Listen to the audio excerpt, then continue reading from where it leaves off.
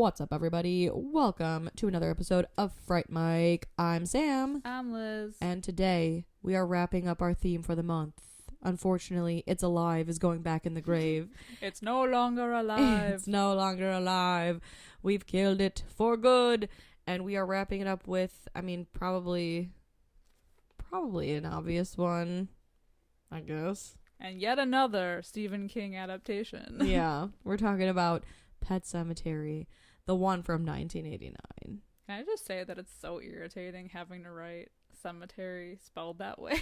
Oh, please. Because I always forget how to spell it. No, in my notes. I have to learn how to spell it incorrectly. But even then, I still spell it incorrectly. Oh my god. I scratched it off like 5 times. Other than writing down the title for my notes, I spelled it correctly. I put P.S. Because I'm like, what the fuck? A P.S.? In my notes, I wrote P.S. Oh my god. That's funny. But it's like... There's too many A's and I got my A's and E's switched off. You know. Fair enough. English is hard. Who spells like that? Well, I get the premise is like... Well, no, I don't even... It's not even the premise, is it? I don't think so. Children made the sign, so that's why it's spelled wrong. Oh. See, I didn't even put that together. I was just like... I thought he was just trying to be different. Well, I don't know. Maybe that is what it is, though. It was still the 80s. And he wrote this... Didn't he write this book in, 1983 or something like that? It was long before the movie came out. Was it? I think so.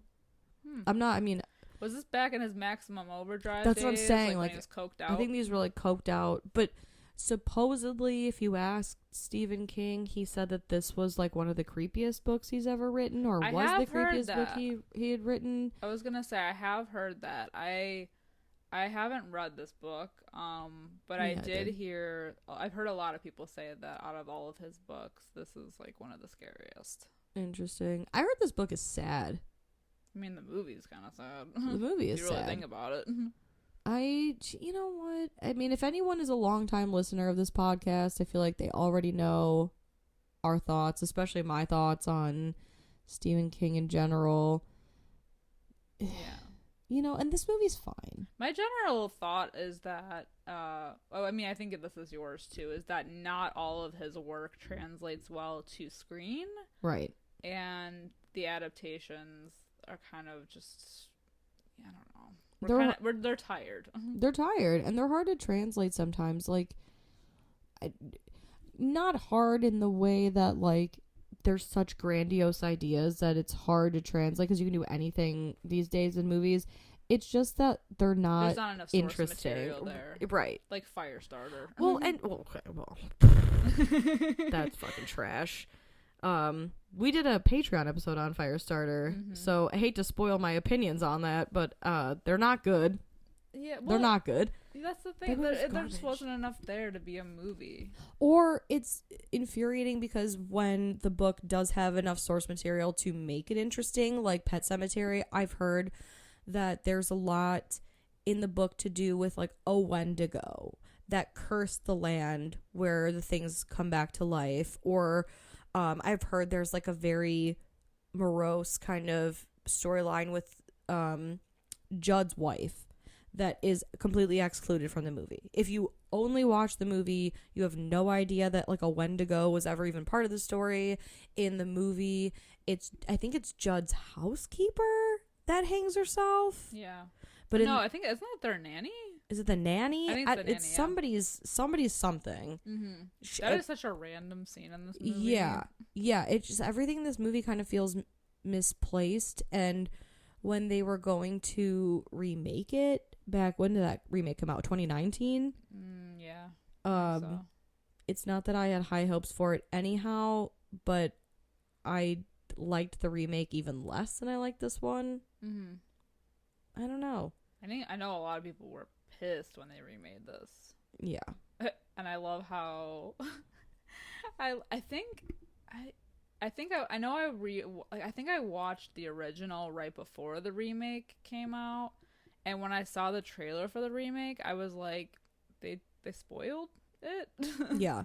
Like in the trailer, like they spoiled the big twist because they changed it up. Mm-hmm. Mm-hmm. But I was like, wait a minute. And it's like, why? It's, you know, it's crazy the amount of movies that we've even talked about on this podcast where like the trailer ruined the movie. They showed too much in the trailer. They showed all the good parts in the trailer. The remake of Pet Sematary, that twist would have been a jaw-dropping, shocking moment in the theater had they left it out of the trailer. Right. Why the fuck did they put that in there? I think that a lot of people were asking themselves that because that was the whole thing. I think they had heard that they were going to do something different with it, but then when they actually showed it, everyone was like, okay. Yeah, so then like then there was nothing else left for that. Right. It just wasn't shocking. Yeah. The point I'm trying to make, the long-winded, long way round point I'm trying to make is that Stephen King, when he writes things, either there's not enough source material to make any kind of interesting movie, or the source material that they're basing it off of, they're not including any of the fun stuff that's in the book, or they have a hard time including some of this. Like, I've never read Pet Sematary, the book, so this whole Wendigo storyline, I've only heard from people that have read the book, but I love me a good Wendigo. I love me a shapeshifter. I love me any kind of like supernatural creature situation, and that sounds really interesting. And they didn't put it in there. And I know on our episode for The Shining, we talked about like the difference between Stanley Kubrick's The Shining versus Stephen King's The Shining. I've never read it, but I've heard that they're very different. Yeah. Yeah. Yeah. So it's just like whatever he is writing is just, it's not working for one way or like one reason or another. Yeah. In our opinion. Mm-hmm. I will say that because Not some people are always. diehard like, I fans. love Carrie. Like I love Carrie's Carrie. great. Like I love Creepshow. Mm-hmm. True. But I think that's why I like Creepshow so much is because they're all short Mm-hmm. stories in a way. Did he? But and Stephen King didn't write them all, did he? No, I don't think so. Not Right. all of them. So that's like, Yeah. you can't even give that to him. Yeah. But I will agree. I really enjoy Carrie. Mm-hmm. The Brian De Palma version, Right. not the new one with fucking Hit Girl. Oh my god, I forget about that one. I think everybody does. Yeah, and Julianne Moore. Oh yeah. Carrie's mom. Yikes. Okay.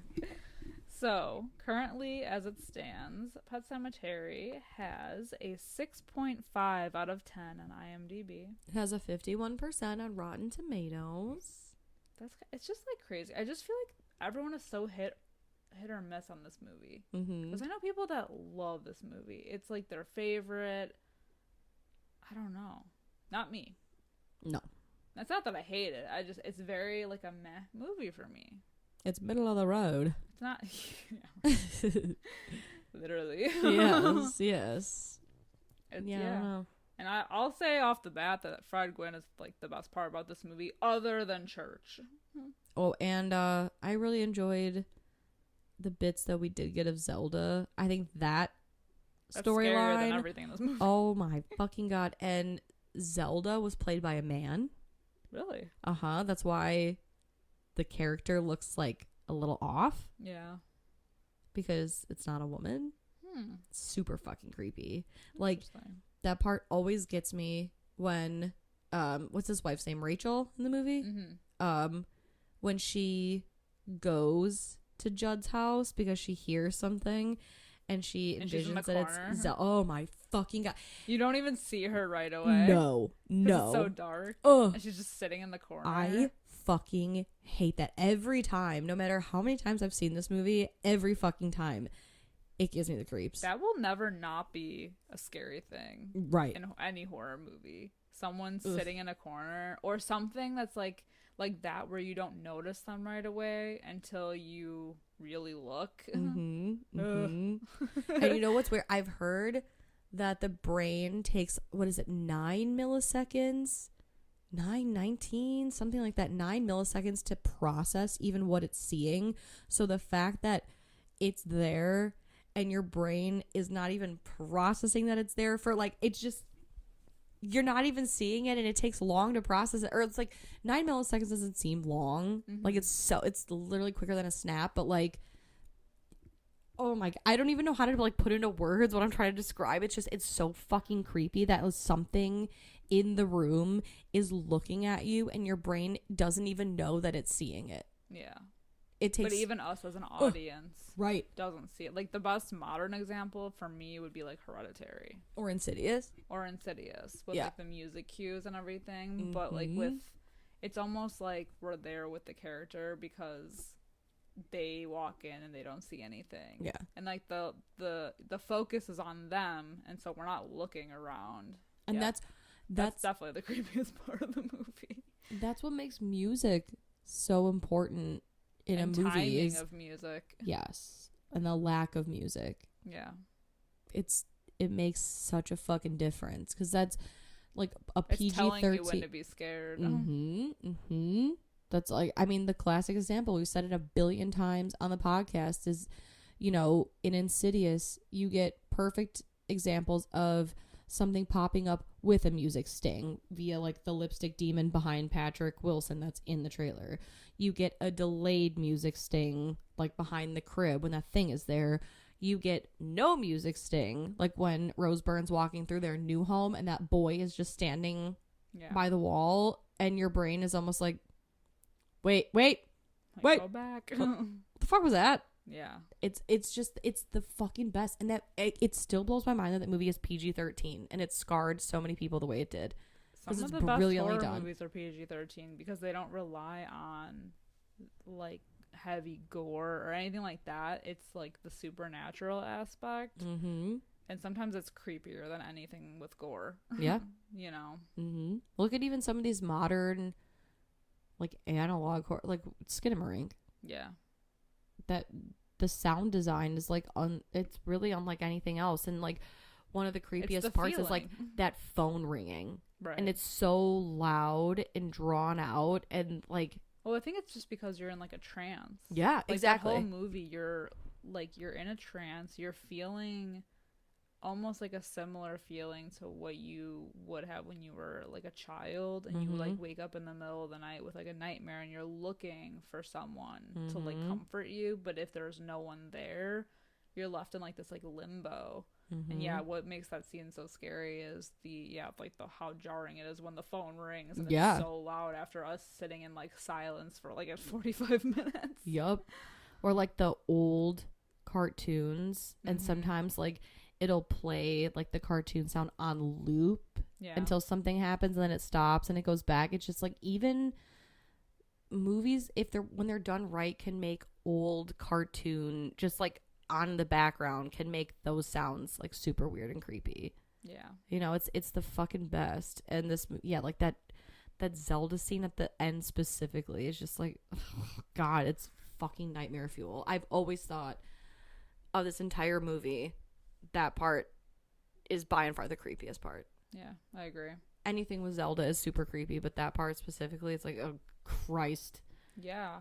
And I think the thing with Zelda is almost like her flashbacks. At first, like the first time I saw this movie, I thought, oh, that's like really, kind of random that those are in there. But it makes more sense when you look at the scope of like what this movie discusses with death and like how you deal with death. Like it's more than that. And so it makes sense why those flashbacks are there, because it's just showing like how everyone deals with grieving and death, and you know what their thoughts are on that. Yep. Which they discuss a lot in the movie, especially with the kids. Yeah. Well, I always thought, I mean, I don't have children of my own, so I've never had to have the conversation, but I remember being very young and telling my parents that like I didn't want to die and I was afraid to die, and I think I was 4. Yeah. Like 4 or 5, and I just remember telling my parents like, I don't want to die. And I'm sure for them, it was probably like, why the fuck is this like literal child worried about that? And I always have been my whole life. And it's like having a discussion, you know, like, you're not going to die for a very long time. Well, what happens when you die? Where do you go when you die? And like having to explain that to a small child, how do you do that? I don't know. How do you do that? Luckily, mine isn't old enough to like ask questions like that yet. Yeah. So guess we'll cross that bridge when we get to it. She doesn't have existential dread yet. No. No, not yet. She'll get there though. Yeah. Just like the rest of us. Mm-hmm. I mean, you and I black out when we talk about death too much. It's true. It's true. Like we literally like psych ourselves up into like a panic attack where we just black out. Yeah. So, yeah, it's a lot. It's true. a lot to deal with, and it's not easy, I'm sure. No. I just remember my parents painting the picture for me of what it might look like, and you know, you like put them at ease, but at the same time, because it's so uncertain, it's like, you know, it's like telling a kid about Santa Claus. You know, you're like painting a nicer picture. Yeah. But in reality is much darker than that. Yeah, the reality is nobody has any fucking answers. No. Yeah. To anything, really. It's true. It's true. But you know what we do have? We do have plot points to this movie. And we're going to talk about them. Yeah. Everyone knows the plot. Let's get into Pet Sematary. Dr. Lewis. Yeah, Dr. Lewis, whatever his name is. Dr. Lewis Creed and family moved to Ludlow, Maine, because Lewis took a job at the university as a doctor. As a doctor. So he's got to move his whole family from Chicago, our homeland. That old ass fucking Illinois license plate. Before the ones that we have now where they're ugly and they got Lincoln's face on them. They're changing them again. They what? Yeah. When? Why? I don't know. I found that Christ. out. I'm so old. I don't want to do this anymore. I'm so Stop lazy. making me pay for things that are stupid. I know. Oh my God. Anyway, they moved to Maine, in this like small town. However, it's not that small because they're on a very, very busy road. Yeah, where every truck that flies by is on It's going at maximum overdrive. Dude, right. It's like 100 miles an hour. Yeah. And it's right there. Like in the first scene, they meet their neighbor Judd because he saves their kid Gage from like wandering in the street and almost getting hit by a car. Yeah. Or a truck, a semi. Yeah. Judd is played by Fred Gwynne, none other than Mr. Herman Munster himself. Best person in this movie. He's literally, like, he carries this fucking movie on his back. He's the best actor in this movie. Yeah. Yeah, they meet Fred Gwynne, a.k.a. Judd. He is, like, their neighbor. Across the way. And he has the most bizarre, I mean, not bizarre, You're but it's like... You're because she's really good at accents. This crazy... He has this crazy... I don't even want to say it's like transatlantic, East Coast, Maine accent. But That's you hear exactly it what it is, though. It's fucking great. Oh my God, it's so great. He decides that he's going to take them on a tour of the pet cemetery that is behind their house. I think that's really bizarre that he's like, do you guys, y'all want to say something cool now? Follow that road back up there. Like, what? On the way. And that's when we discover that Rachel, the mom, is afraid of death. Yeah. She's like, she can't deal with it. She's like, can't cope. Which you find out later. Why that is. Yeah. Because of Zelda. Yeah, so the place gives her the creeps. Yeah. But which, it is sad. The pet cemetery is fucking cool though. Like, it looks cool. It looks really creepy. And then there's this like beaver dam. I don't even know what the fuck you call it. And he's like, what's beyond there? What's up with that? You know? Yeah. It's like fallen trees. Yeah. Looks like a big ass beaver built it. Yeah. Or a Wendigo. I don't know. I mean, they pay homage to the Wendigo in a way when they end up going past that point and you hear the howl in the distance. Incredible. Maybe. Kinda. We'll say yeah. Yeah. I was gonna say something about a Wendigo, but I don't know if that spoils it. If anyone's well, for all my fans of Until Dawn, that fucking video game for, I think it's like PS4. That game is fucking sick. Yeah, I have it. Oh my God, I love that game. We should stream it. We should. Should we start a Twitch? Yeah, we've been talking about starting a Twitch. We should start a Twitch. You can see our mugs. Yeah. Oh God. You can see me in my sweatpants. My God, I'm ugly. Anyway, Yeah, back we'll to the go story. on. Yeah. Yeah, so the whole thing prompts their daughter to ask about death. Mm-hmm. And this is like one of 2 conversations that they have with her about death. Yeah, she's a real curious cat. She is. Which is funny because she has a cat named Church. She's very close so with. Cute. He's the goodest boy ever. Oh my God. I Are you know. kidding me? He's so cute. And he's named after Winston Churchill. I love that. Yeah, she is very curious about death. But the first conversation, Lewis kind of just brushes her off about the whole thing. This guy. He is not a good actor. I was just going to say that. I'm going to say that right now. Like, his line delivery is rough. Yeah, he like really picks and chooses what holds weight when and where as far as line delivery. Like, pretty soon in the movie, we find out that Church, you know, R.I.P. gets run over. And when Ellie, that's her name. I was trying to think of the daughter's the name. daughter, yeah, Ellie. Yeah, when fucking Judd calls Lewis and he's like, you might want to come over here. I think there's something wrong. And he, like, you fucking see the cat and he's like, oh no, yeah, that, oh dang. It is dead. Yeah, it's like, it's like he's Christ. reading his script off of his hand. Yes. Oh my God, he's such a fucking bad actor. But that's okay. But you know what is, like, we get these, like, nice little daytime shots of, like, their house and everything. And then his first day on the job at work, when he goes to the hospital, he has to deal with a teenage boy, guy, I don't know, man.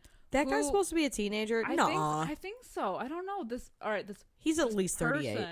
Well, I mean, movie logic. Look at how many freaking people are playing teenagers who are 30. True. This guy comes in who got into, like, this accident, and his like half of his head is gone. Yeah. His brain is, like, fully exposed, and it's, like, the most jarring thing because, you know, everything has been sunny and chipper, well, other than the cemetery, of course, but, like, sunny and chipper up until this point, and now there's, like, brain goop everywhere. Yes, brain goo. It's weird. Yeah, his name is what? Vincent? Victor. Victor.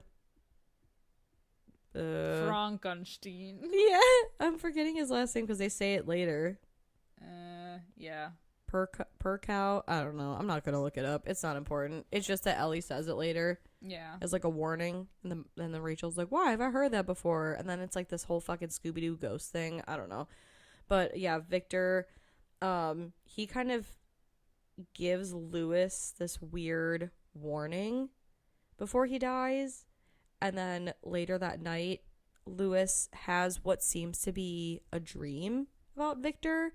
And he follows him all the way to the pet cemetery. And Victor basically is like, oh, you know, you don't ever want to cross the barrier where the dead walk. You don't want to go beyond that. You know, like, beware the barrier and, like, all this stuff. But basically warning him to, like, not fuck with unnatural shit. Yeah. More or less. Supernatural shit. Yeah. I also have to mention that Ellie being tucked in with Church in the bed and God. snuggling. As you and Ranger. That's literally how me and Ranger sleep. That's Ranger's my cat, for those of you who don't know. Spoon. He has his own pillow on my bed. Oh my God. I know. Cutest thing ever. My husband and I sleep with a pillow barrier between us, but Ranger and I, oh God, no, we're fucking big spoon, little spoon. That's so cute. I know, Ranger's a big spoon. I wish my dog would sleep with me. Oh, that'd be so nice. She'd be like breathing in my face. Breathing her little poo breath. Her little poo breath. Speaking of, you can hear her. Oh. Making her appearance. She heard me talking What about up, her girl? poo breath, and now she's insulted. Oh, Giving man. me the stank eye. Yeah. But the next morning, Lewis wakes up, and he's like, wow, what a horrible dream. And then he throws the covers back, and his feet are all fucking muddy and gross, and he's like, oh. I was out. I was up and about. Yeah, and that's when Rachel goes away with the kids. Yeah, Back it's for, like, to Thanksgiving. Chicago. Yeah, because I guess her parents don't like Lewis, so he's stuck at home. And that's when fucking Church dies. I know. Yeah, Judd calls him over, and he's hit by a truck. I know. Oof. And, you know, maybe there's a better way. Yeah. Because he's explaining to Judd that he has to how he's gonna tell Ellie, because Ellie loves Church so much and he's heartbroken and blah blah blah. he's saying it very monotone like that. Yeah. What am I gonna do? Oh no, my daughter is going to be so upset. Flips page. Whatever will I do? What will I do? Yes. Tear gleams. Yes, exactly. Actor begins to cry. Oh, sorry, I read that out loud.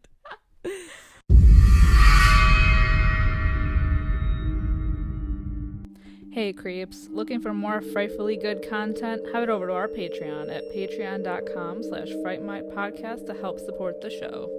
We have current movie reviews, spooky cocktail recipes to match our theme of the month that you can enjoy if you're 21 and over.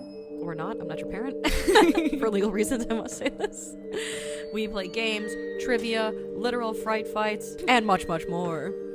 If you head over to patreon.com/Fright Mic podcast. Again, patreon.com/Fright Mic podcast. You can find everything over there. And again, it is a great way to support the show. We greatly appreciate it. And we love you guys. Bye. Bye.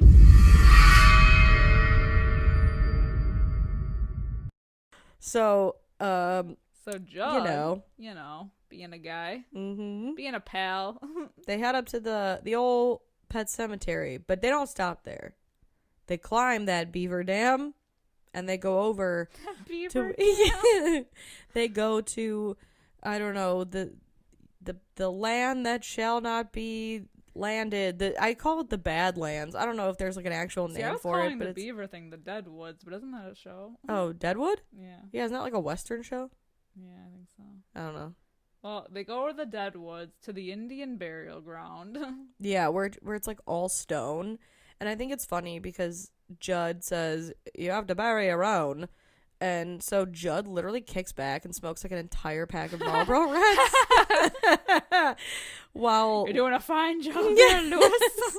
While Lewis digs through like fucking concrete to bury Church. Yeah.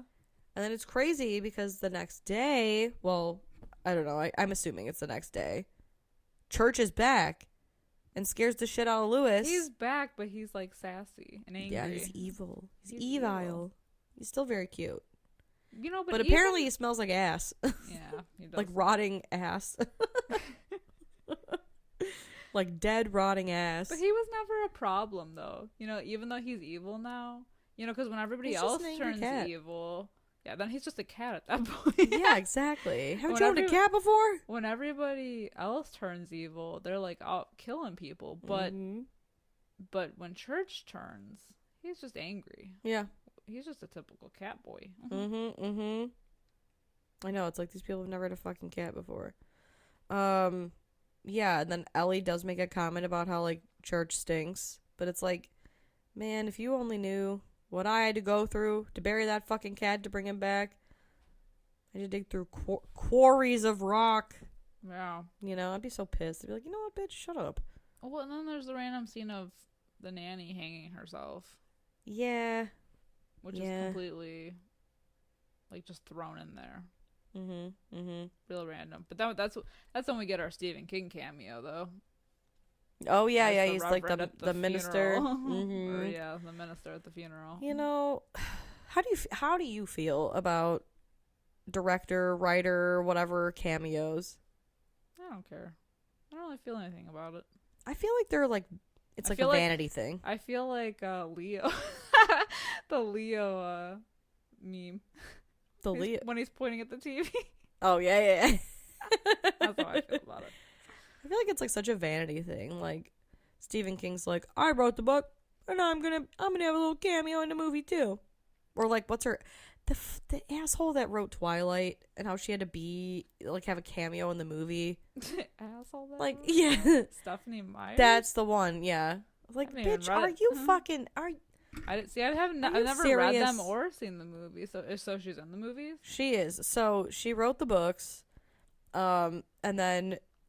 She's in I think she's in the first movie as like a cafe patron. But I'm like, are you such an asshole that you have to show up in your own project? Are you serious? Yeah. I don't know. That's how I feel. If I wrote something, first of all, if I'm writing anything, it's because I'm too ugly to act it out. So why, when they're making a film adaptation of something that I wrote, why the fuck would I want to be in it? Well, I'm the guy behind the curtain. for a reason. I'd want to be in it if I was like heavily like if I'm writing something, it's gonna be off the wall, like Yeah. Like, so I want to be like something else that's in the movie that's off the wall. Like, so you can't really recognize me. You want to be like Wednesday in Addams Family Values when she's spying on Debbie and she's painted herself like the wallpaper. Yeah, like someone like that. You want to be like the scenery. Yeah. I'll be like the bearskin rug, just, Like, okay, if I'm remaking Frankenhooker, I want to be random hooker number 10 in the background. I just want to be like, I want them to use one of my tits for the tit platter. And that's my cameo. No face. Just cut a hole in that plate and throw my tit Yes. there. Use my good boob to superimpose it onto a pile of boobs. Dude. I'm telling you. You want credit for that. You gotta get your own IMDb page. I'll get my fucking SAG card because my tit was on a platter. Oscar worthy. Oh, man. Yeah, Incredible. Back in the day when I wanted to be a film director, Still can. You can view her work on YouTube. Nope, you can't. I'm gonna plug nope. that at any moment The that I fuck you can. can't. Don't even look it up. If you're all a It's in fan a of The vault. Wicker Man, So especially. stop it. It was for a project, okay? I was in the pool.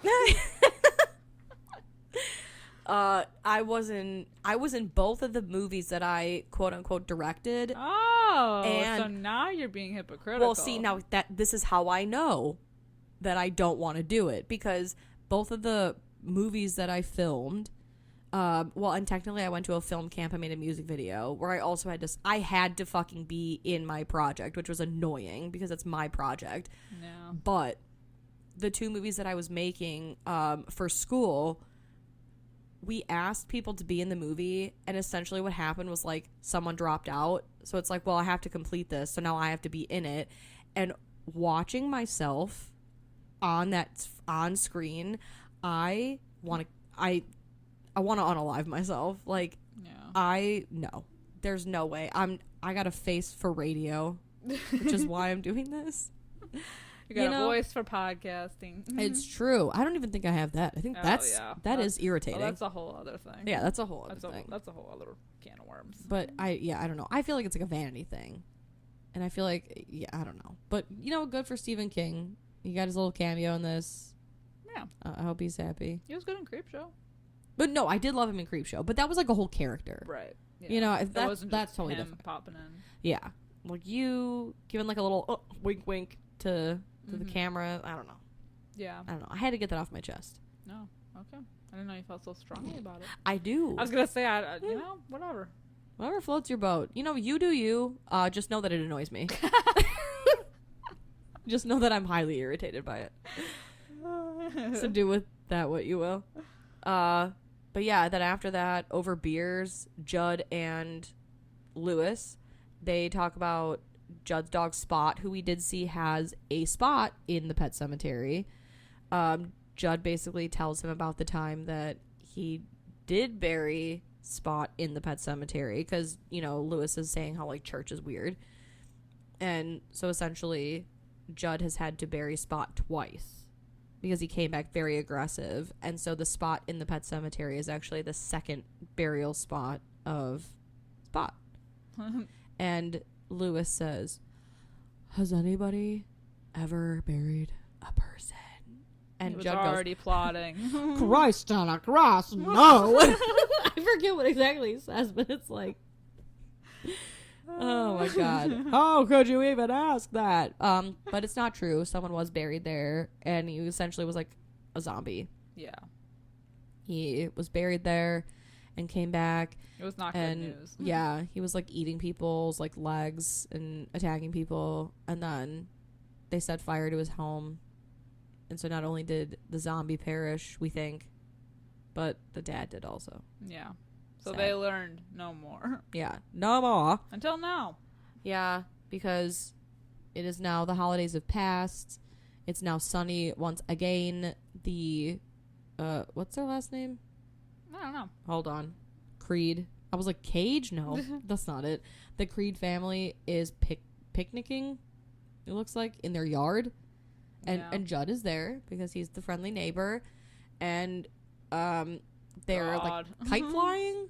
Oh god, that scene. Yeah, and these fucking idiot parents are just not paying attention to their young child. How do you like not hear? Well, when you live so close to like the most dangerous highway in America, how do you turn your back on a yeah? How do you not hear the semi? I don't know. Barreling towards you. I don't know, but this scene, I will say that this scene, and honestly, even in the remake, when I knew it was coming, like tense as fuck. It is. And it's like absolutely like traumatizing. This is peak like cinema right here, because it does get you right in the feels, because you know that he's not gonna make it in time, because when little he Gage, trips too. Yeah, but what a wiener. Yeah, he can't even run right. When little Gage runs into the road right in front of the fucking semi, I mean, they don't show it. They show his bloody ass shoe afterwards, but you just like, they show enough for you to get the picture that Gage is like, I mean, that truck was going so fast that I wouldn't be surprised if Gage was like goo. Yeah. You know? Well, he wasn't, because yeah, there's no way that they yeah, you know, because when they, like reanimate him, he looks pretty good. He looks clean. It looks like the same. Yeah. Like with not Gage, with Church. Even Church looked the same. Yeah, Church, he looked for being hit by a little semi. matted, but yeah, truly, yeah. Weird. So these semis, for going like 100 miles an hour, they're really doing minimal physical damage. Minimal damage. Yeah. So fucking weird. It's even weird too that at Gage's funeral, whatever you want to call it, a fight breaks out. Yeah, because the fucking father-in-law punches the dad. Yeah, and it kind of, it does knock over Gage's casket, which is so weird. Yeah, and Lewis ends up telling Judd that he wants to bring Gage's body to the cemetery, which Judd heavily waggles his finger at him for. Yeah. Meanwhile, we should mention that Rachel has taken Ellie back to her parents' place in Chicago. Yeah. For some reason. To get away, because death. Lewis needs to grieve on his own, I guess. I don't know. I feel like I would want my family around me more than ever. So Rachel gets this feeling, and she calls, because before they get on the plane, Ellie basically tells Lewis that she had a bad dream. Mm-hmm. And she mentions this name, the Victor's last name, whatever it is. Pascal, thank you. Oh my god, I knew it was like something cow. Mm-hmm. She says that, and Rachel kind of like realizes at her parents' house, like, oh, isn't that some kind of crazy coincidence? Like, isn't that guy's last name? But like, she calls Judd and is like, hey, can you do me a favor and just like keep an eye on Lewis and make sure he doesn't do anything fucking weird. But Judd, being the old man, he like drinks himself to sleep on the porch. On watch. Yeah. And so Lewis is able to not only sneak out, but dig up Gage's body successfully, take it to the evil burial ground beyond the pet cemetery, dig up more of that stone and bury him. And I feel like Church comes back like the next day. Yeah. At least we are shown him the next day, whereas Gage comes back immediately. Yeah. And you see his little muddy footprints. Muddy boots. Yes. He grabs a scalpel, does some damage with the scalpel, because he goes to Fred Gwynn's house. Why, Judd. though? Why does he go there? I don't know. Everything happens at Judd's house. I don't know why, though. Maybe it's a mecca for evil. Yeah. I don't know. So like weird. Death is getting back at him for putting his dog there first. Yeah. For being the first. Spot's revenge. Yeah, right. Yeah, maybe. Ooh, maybe Spot is Gage reincarnated. Whoa. Yeah, I don't know. Yeah, in one of the like most moves is when he cuts Fred Gwynn's Judd's Achilles tendon with the scalpel. Ooh. Yuccas. Remember when they did that in Hostel? It's never good. Or House of Wax. Oh god, yeah. It's never good, man. I just watched House of Wax not too long ago. That's kind of funny. It's never good. Yeah, no, it's I always feel that right in my butthole. Mm-hmm. Like, oh. It's like getting a paper cut on like your, like the Oh, webbing of your God. finger.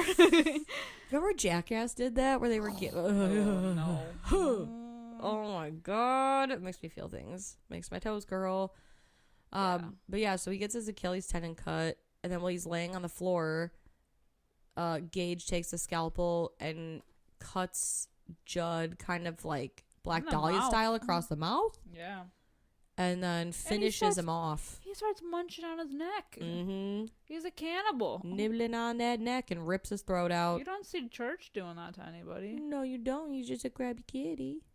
Yeah. You just be grabby He never tried to eat anybody. No, not to my knowledge. He was even sleeping with Ellie in the bed still. I know. Zombie Church. He's a good kitty. He knows where the getting's good. He knows who butters his bread, you know? Yeah. You know? But then Rachel, of course, she gets paranoid. She takes it as a sign. She goes back to Maine. She leaves Ellie with her grandparents. And I think she fucking even hitchhikes in this. It looks like the same truck that killed Gage. Yeah, I know. Oh my God. She's like, let me go ahead and get in that. There's one truck that's circling around this neighborhood. Yeah. Well, hey, 100 miles an hour. At least she knows she'll get him there fast. That's true. He'll get her there fast. Yeah. Yeah. I know what you meant. That's true though. Yeah. So she arrives. And she goes straight over to Judd's house. Because she hears something. Right. And that's when she fucking sees Zelda. My least favorite part. Oh, we forgot to talk about the initial Zelda flashback. How like you even find out about Zelda because Rachel's upset after the funeral, and she's telling Lewis about how she was the only one home. Like they basically kept Zelda in like this back room, and she was bedridden. She was deformed. Yeah. And she was like super creepy, and Rachel, it like scarred her. Rachel? Yeah. I don't know why that always sounds so weird to me. But she was like, oh, I was the only person home when my sister choked and died. And, you know, she's like, they were going to think like, oh, I wanted her dead. And that's true. And, it's like all these things. Yeah. Like I hated her. And it's true. Yeah. And that's why she's so like weird about death. Mm-hmm. In the whole process, because she literally had to see it like unfold before her eyes, and I think she feels like partially responsible for that whole thing. I'm sure. So she like goes to Judd's house and she sees Zelda, and she's lurking. Oh my God, fucking lurking, talking about like twisting her back and how she'll never walk again and all this stuff. And then it's like obviously a vision, but baby Gage is there in a dress now. In a dress that is similar to like at Rachel's parents' house. There's that painting above. I think it's like a fireplace, and it's like a Victorian look. I don't even know if it's Victorian, but it's like a child in the same dress. Yeah. And in the photo or like the painting, the boy wearing this like dress and hat, there's a little like smoky gray cat next to him. So it's kind of like church. Yeah. Where'd he get that dress from? Oh, he's a ghost. Ghost rules apply. It came from beyond. And you don't see Rachel die. Her death comes off screen. Until we see her body. Which isn't a whole other thing, because when Lewis comes in and finds her, she was like hanged from the attic. It's like, hi, little baby Gage. He's supernatural, baby Get her Gage. up there.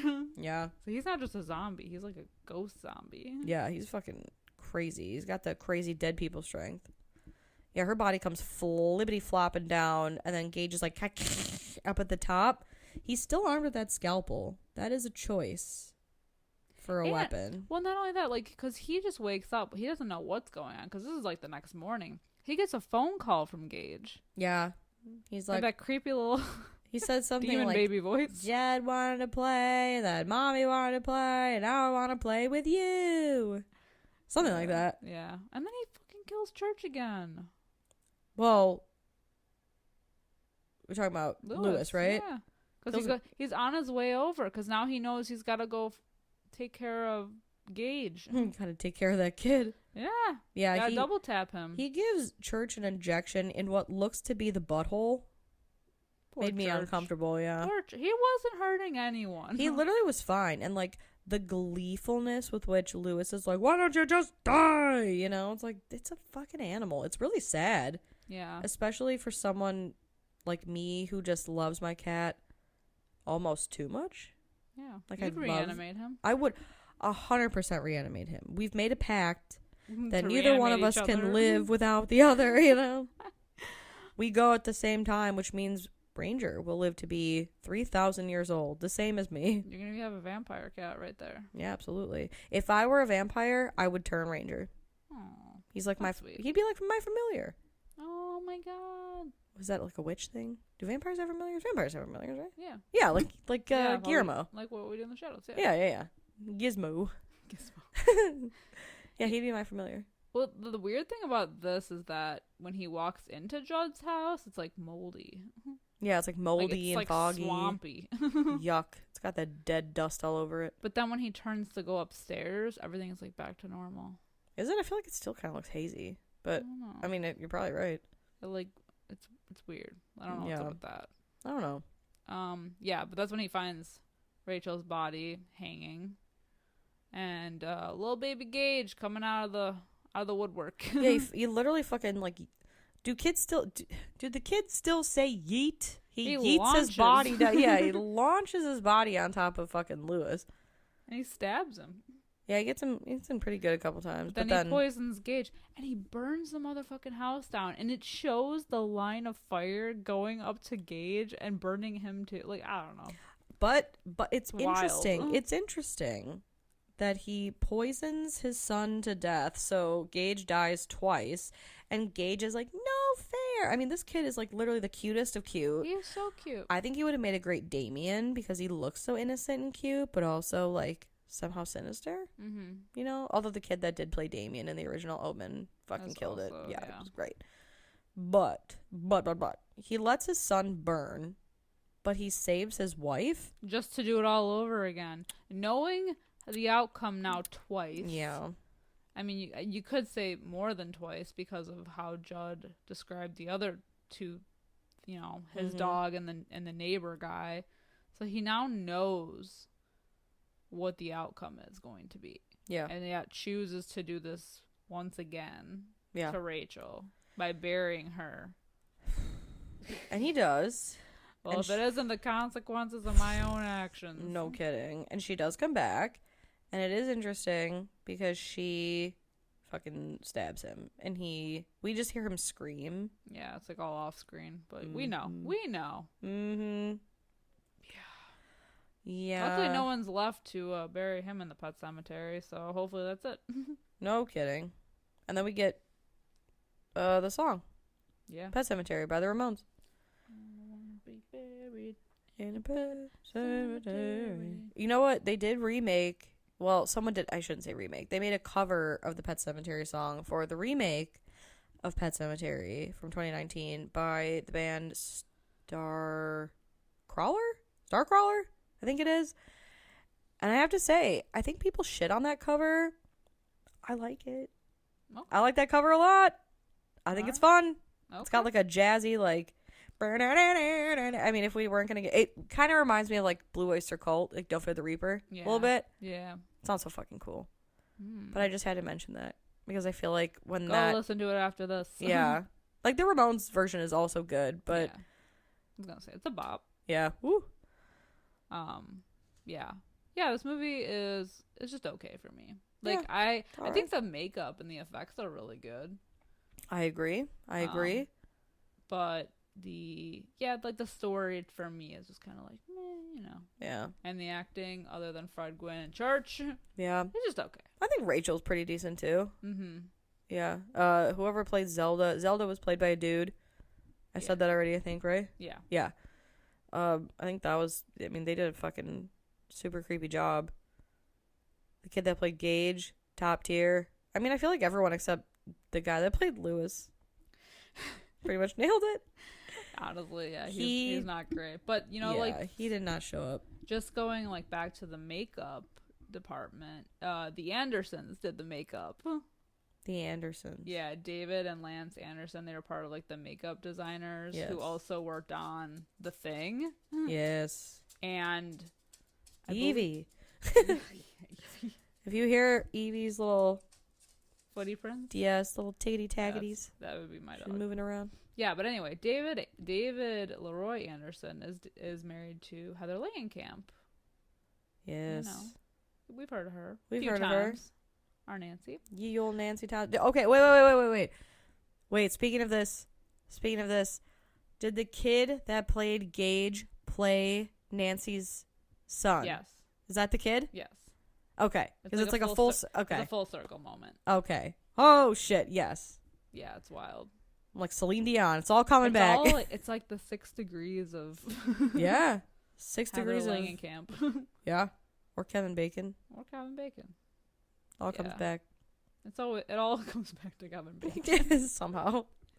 That's fucking crazy though. It's cool. Yeah, they do such good work. Like they did like the Cabin in the Woods, which is Heather phenomenal. Langenkamp also helped on. Like how fucking cool. I know. I would love to do that shit for a living. Oh my god, the gore effects. Yes. Monster design, fucking special effects for scary movies.